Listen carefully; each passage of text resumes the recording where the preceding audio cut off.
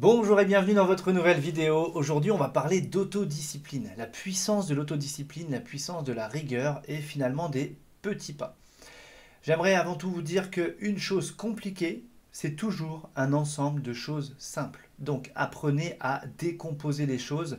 Faites attention parce que parfois on a cette mauvaise habitude, cette mauvaise approche de tout mettre dans le même panier et puis de regarder ça et vous voyez comment je lève les yeux au ciel, ça veut dire waouh, j'ai une montagne devant moi. J'avais fait une vidéo là-dessus où je disais attention de ne pas confondre une montagne avec une taupinière. Bon bah finalement, on pourrait dire que si on additionne des taupinières, au bout d'un grand nombre, on peut arriver à une montagne. Donc une montagne, vous voyez, c'est un ensemble de petites choses. Et même si j'ai une grande montagne à franchir et que je dois aller de l'autre côté, si je fais un petit pas par un petit pas, un petit pas par un petit pas, au bout d'un moment, de toute façon, je vais arriver de l'autre côté. Et en fait, c'est ça la magie de la rigueur et de l'autodiscipline. Dans la vidéo d'hier, on parlait des chemins neuronaux. Eh bien, c'est un petit peu la suite finalement, où on se rend compte que quand je veux mettre une nouvelle habitude en place, c'est fatigant au départ parce que ça nous change complètement. Notre cerveau, il n'aime pas le changement, hein. Vous avez maintenant, si vous avez vu la vidéo d'hier, vous comprenez pourquoi. Si vous ne l'avez pas vue, regardez-la. Mais en tout cas, on voit bien que mettre en place du changement, ça nous demande beaucoup d'énergie. Normal, vu l'énergie que consomme le cerveau, et c'est lui qui est en première ligne finalement quand il s'agit de mettre quelque chose en place.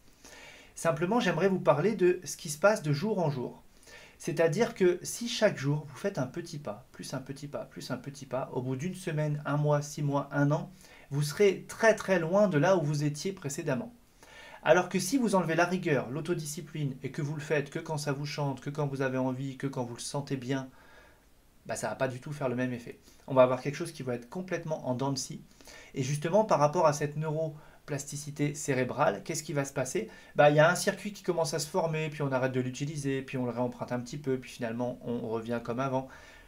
Ça ne peut jamais se construire. Vous voyez, c'est comme si je fais un pas en avant, deux pas en arrière. Bon, bah, vous voyez, il y a quelque chose qui ne va pas dans cette idée-là. Alors que si vraiment vous vous y tenez, et là encore une fois, on ne discute pas avec son cerveau, on avance, on avance, on avance, on continue. Moi je dis toujours, on a un peu la tête dans le guidon. Et bien quand on va relever la tête ou qu'on va regarder derrière, c'est là où on va pouvoir voir le chemin parcouru.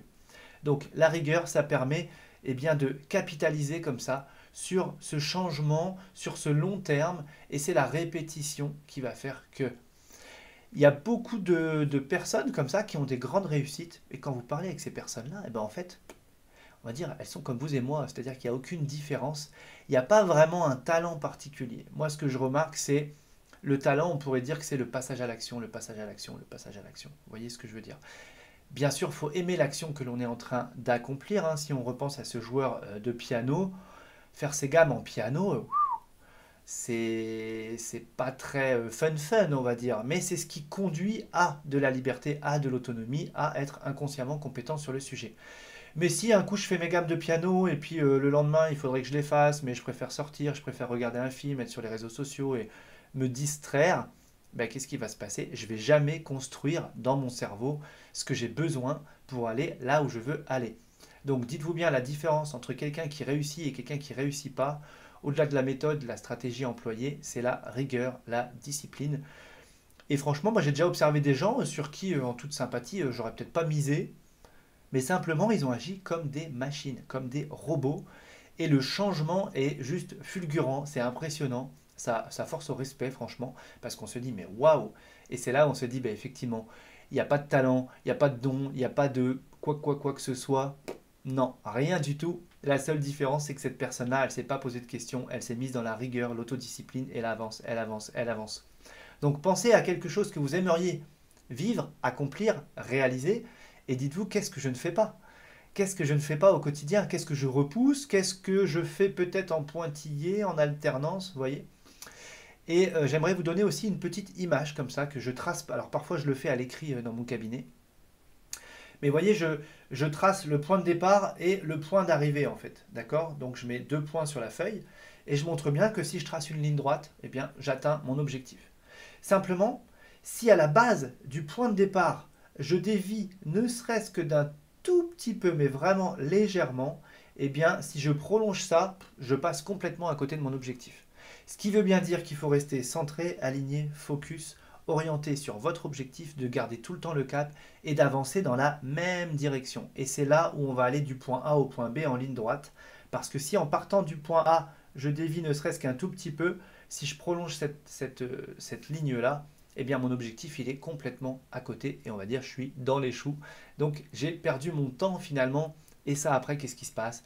Dévalorisation, mésestime de soi, etc., etc. Donc c'est un petit peu ce cercle vicieux négatif. Alors que si vous allez vers votre objectif, de temps en temps vous regardez derrière, voyez le chemin accompli, félicitez-vous, félicitez chaque petit pas, chaque réussite, chaque semaine passée comme ça dans cette nouvelle habitude. Et c'est comme ça qu'au bout d'un temps, vous allez voir que soit vous avez atteint votre objectif, soit vous l'avez dépassé, soit vous vous en rapprochez grandement.